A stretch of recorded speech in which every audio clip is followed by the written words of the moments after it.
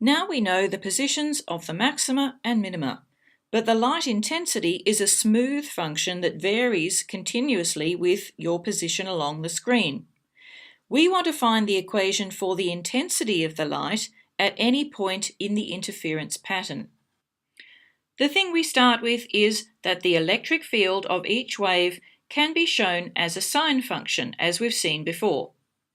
The two waves have the same amplitude, that we'll call E0, and the same angular frequency, omega.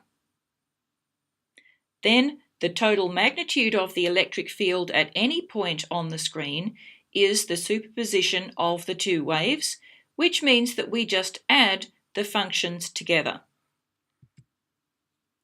We will write the equation for each wave as shown. R1 will have the equation that E1 equals E0 sine omega t, and R2, the longer ray, will lag behind it slightly by the time it reaches P, with E2 equals E0 sine omega t plus phi.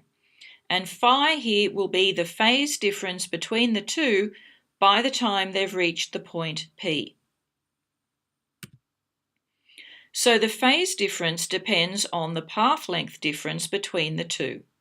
We already have the expression for the path length difference between R1 and R2, and that, which is delta L, equals d sine theta. Now, if the path length difference is a whole wavelength, that corresponds to a phase difference of 2 pi radians, which is one complete wave. If the path length difference delta L is some fraction of a wavelength, then the phase difference phi will be the same fraction of 2 pi. We have phi over 2 pi equals delta L over lambda, so phi over 2 pi equals d sine theta over lambda, and when we rearrange that, we get the expression at the bottom. Phi is 2 pi over lambda times the path length difference, which is 2 pi over lambda times d sine theta.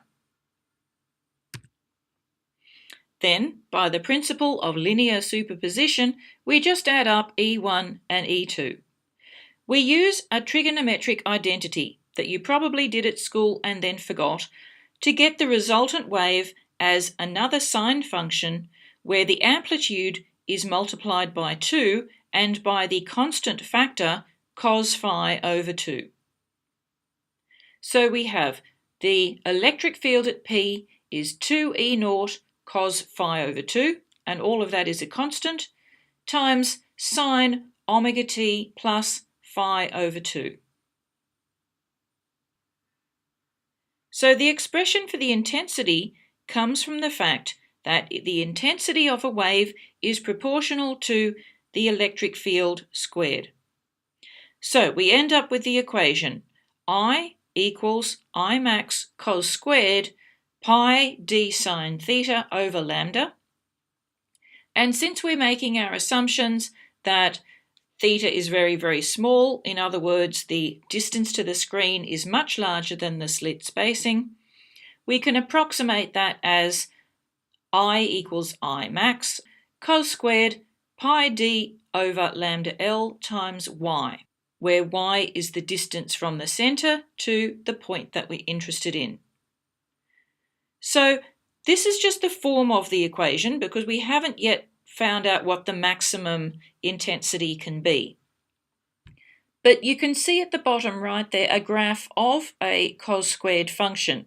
So we remember that the cos function is the one that's a maximum 1 at theta equals 0. And so the cos function is the one in the dark purple, going up and down from +1 to -1.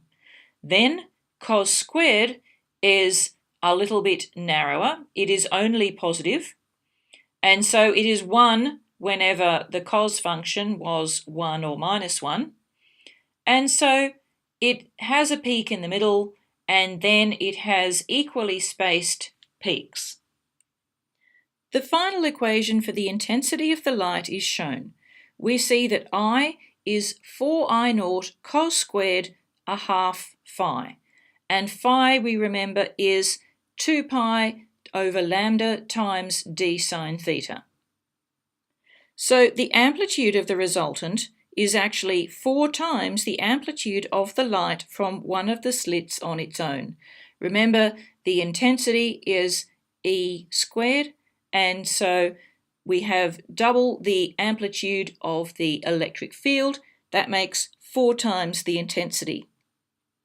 That is only true with our assumption that the two light sources are coherent, so that there is a steady pattern.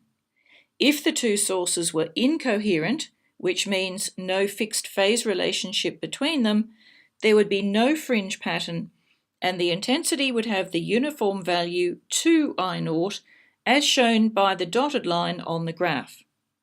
So light from two independent sources, like lasers of two different wavelengths, or even light of two different polarizations, will not produce an interference pattern. Because we often want to know the spacing y between the fringes on the screen rather than the angle, we know that tan theta, which is y over big D, is approximately equal to sine theta.